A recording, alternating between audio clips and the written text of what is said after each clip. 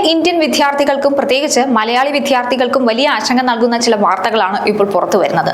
Canada government തങ്ങളുടെ visa നിയമങ്ങൾ കർശനമാക്കുന്നതിന്റെ ഭാഗമായി പുതിയ ചില നടപടികൾ ആരംഭിച്ചു കഴിഞ്ഞു. നിങ്ങളുടെ ഇമെയിൽ ബോക്സിൽ വരുന്ന ഒരു ചെറിയ സന്ദേശം പോലും നിങ്ങളുടെ കാനഡയിലെ ജീവിതം തന്നെ മാറ്റിമറിച്ചേക്കാം. അത്തരത്തിലൊരു അവസ്ഥയാണ് ഇപ്പോഴുള്ളത്. എന്തിനാണ് ഇമെയിലുകൾ അയക്കുന്നത്? ഇതിന് കൃത്യസമയത്ത് മറുപടി നൽകിയില്ലെങ്കിൽ എന്ത് സംഭവിക്കും? നിയമവിരുദ്ധമായി രാജ്യത്ത് തുടരുന്നത് എങ്ങനെ ഒഴിവാക്കാം? നിങ്ങളുടെ സ്റ്റുഡന്റ് വിസ സുരക്ഷിതമായി നിലനിർത്താൻ നിങ്ങൾ അറിഞ്ഞിരിക്കേണ്ട നിർണായക വിവരങ്ങൾ എന്തൊക്കെയാണെന്ന് നമുക്ക് നോക്കാം. കാനഡ സർക്കാർ ഇപ്പോൾ വലിയ മാറ്റം കൊണ്ടുവന്നിരിക്കുകയാണ്. കാനഡയിൽ താമസിക്കുന്ന വിദേശ വിദ്യാർത്ഥികൾക്ക് വിസ നിയമങ്ങൾ കൃത്യമായി പാലിക്കുന്നുണ്ടെന്ന് തെളിയിക്കാൻ കത്തുകൾ അയച്ചു തുടങ്ങിയിരിക്കുകയാണ്.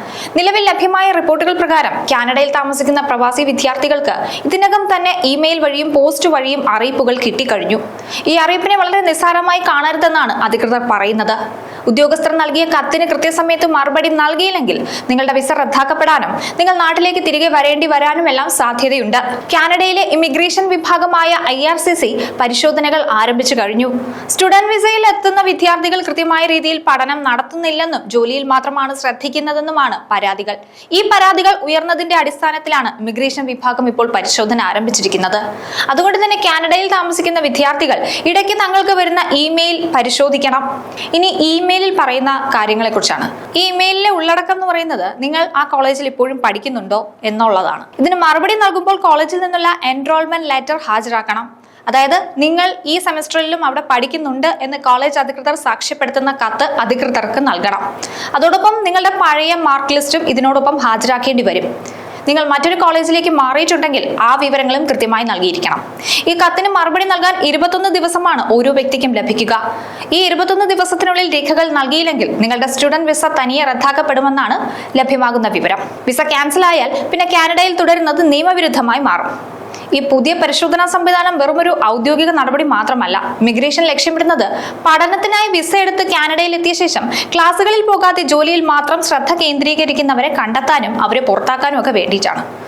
പഠനം പാതി വഴിയിൽ ഉപേക്ഷിച്ചവർക്കും അല്ലെങ്കിൽ അനധികൃതമായി രാജ്യത്ത് തങ്ങുന്നവർക്കുമെല്ലാം കൃത്യമായ നിയമ നടപടികൾ വരും ദിവസങ്ങളിൽ നേരിടേണ്ടി വരും. അതുപോലെ തന്നെ കൃത്യമായ രേഖകൾ സമർപ്പിക്കാൻ സാധിക്കാത്ത പക്ഷം വലിയ പിഴയും അതോടൊപ്പം നാടുകടത്തൽ ഭീഷണിയും വിദ്യാർത്ഥികൾ നേരിടേണ്ടി വരും. ഇത്തരം സാഹചര്യങ്ങൾ ഒഴിവാക്കാൻ രേഖകൾ കൃത്യമായി സമർപ്പിക്കാൻ പ്രത്യേകം ശ്രദ്ധിക്കേണ്ടതാണ്. അതേസമയം 2026 ജനുവരി മുതൽ പഠന വിസ ലഭിക്കാനുള്ള നിയമങ്ങൾ കുറച്ചുകൂടി കർക്കശമാക്കിയിട്ടുണ്ട്. കയ്യിൽ കരുതേണ്ട പണത്തിന്റെ കാര്യത്തിലാണ് വലിയ രീതിയിലുള്ള മാറ്റം വന്നിരിക്കുന്നത്. ഇപ്പോൾ ഒരാൾക്ക് താമസ സൗകര്യത്തിനും ഭക്ഷണത്തിനുമായി മാത്രം കുറഞ്ഞത് $22,895 കനേഡിയൻ ബാങ്ക് അക്കൗണ്ടിൽ ഉണ്ടാകണം. ജീവിത ചെലവ് ക്രമാതീതമായി വർദ്ധിച്ച സാഹചര്യത്തിൽ സാമ്പത്തിക ഭദ്രത തെളിയിക്കാൻ ഹാജരാക്കേണ്ട തുക ഇരട്ടിയോളമാക്കിയത് ഇടത്തരക്കാരായ വിദ്യാർത്ഥികളെ പ്രതിസന്ധിയിലാക്കുന്നതാണ്. ലോൺ എടുത്ത് കാനഡയിലേക്ക് പോകാൻ തയ്യാറെടുക്കുന്നവർ ഈ വലിയ സാമ്പത്തിക മാറ്റങ്ങൾ കൂടി പരിഗണിച്ച് മാത്രമേ മുന്നോട്ട് പോകാവൂ. വിദഗ്ധർ നൽകുന്ന മുന്നറിയിപ്പും അതാണ്. കാനഡയിൽ ഇപ്പോൾ പഠിച്ചുകൊണ്ടിരിക്കുന്നവരും അവിടേക്ക് വരാൻ ആഗ്രഹിക്കുന്നവരും നിയമങ്ങളിൽ വരുന്ന ഓരോ മാറ്റങ്ങളും അറിയണം. അധികൃതർ നൽകുന്ന 21 ദിവസത്തെ കാലാവധി എന്നത് നിങ്ങളുടെ വിസയുടെ ആയുസ് നിർണ്ണയിക്കുന്ന സമയമാണ്. തിരക്കുകൾക്കിടയിൽ ഇമെയിൽ പരിശോധിക്കാൻ മറന്നു പോകുന്നത് വലിയ തിരിച്ചടികൾക്ക് ഒരുപക്ഷെ കാരണമായേക്കും. അതുകൊണ്ട് കൃത്യമായ എൻറോൾമെന്റ് രേഖകളും മാർക്ക് ലിസ്റ്റുകളും എപ്പോഴും കൈവശം വെക്കുക.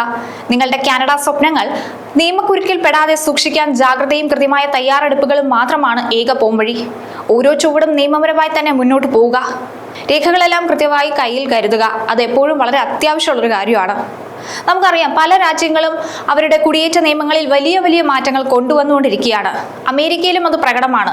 കാനഡയിലും അങ്ങനെ തന്നെയാണ്. മുൻ വർഷത്തേക്കാൾ കൂടുതൽ കുടിയേറ്റ നിയമങ്ങളിൽ വലിയ മാറ്റങ്ങളും പരിശോധനകളും എല്ലാം നിരന്തരം കൊണ്ടുവരുന്നുണ്ട്. രേഖകളെല്ലാം കൃത്യമായി കയ്യിൽ കരുതേണ്ടതുണ്ട്. എപ്പോഴാണ് ഒരു ആവശ്യം വരിക എന്ന് പറയാൻ പറ്റില്ല. ഏതെങ്കിലും രീതിയിലുള്ള നിയമലംഘനം കണ്ടാൽ നാടുകടത്തലും പിഴയൊക്കെ ആയിരിക്കും നിങ്ങൾക്ക് പിന്നാലെ എത്തുക. അത് മറക്കാതിരിക്കുക.